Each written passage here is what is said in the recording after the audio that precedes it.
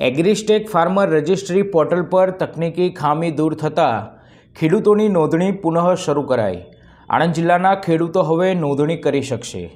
આજરોજ 30 નવેમ્બર સાંજે 7 કલાકે આણંદ માહિતી વિભાગ દ્વારા આપવામાં આવેલ અખબાર યાદી પ્રમાણે ખેડૂતો માટેની એક મહત્વપૂર્ણ પહેલના ભાગરૂપે ગુજરાતમાં એગ્રીએસ્ટ પ્રોજેક્ટ હેઠળ ખેડૂત ખાતેદારોના લેન્ડ રેકર્ડ યુનિક આઈડી સાથે લિંક કરવા માટે તારીખ 15 ઓક્ટોબરથી ફાર્મર રજિસ્ટ્રી શરૂ કરવામાં આવી હતી।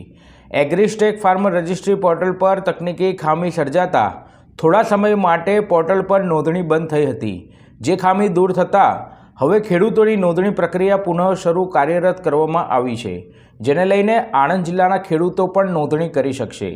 ભારત સરકારની સૂચના અનુસાર એગ્રીસ્ટેક પ્રોજેક્ટ હેઠળ ગુજરાતના તમામ ખેડૂતોની ફાર્મર રજિસ્ટ્રી માર્ચ 2025 સુધીમાં પૂર્ણ કરવાનું આયોજન કરવામાં આવ્યું છે, જ્યારે પ્રધાનમંત્રી કિસાન સન્માન નિધિ યોજનાના લાભાર્થીઓ ખેડૂતોને આગામી ડિસેમ્બરમાં માસનો હપ્તો મેળવવા માટે તારીખ 30 નવેમ્બર સુધીમાં ફાર્મર રજિસ્ટ્રી ફરજિયાતપણે કરાવવા માટે જણાવવામાં આવ્યું છે।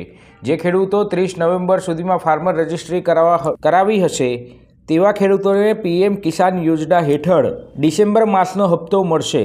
અન્ય ખેડૂતોને ફાર્મર રજિસ્ટ્રી પૂર્ણ કર્યા બાદ પીએમ કિસાન યોજનાનો લાભ મળવાપાત્ર છે।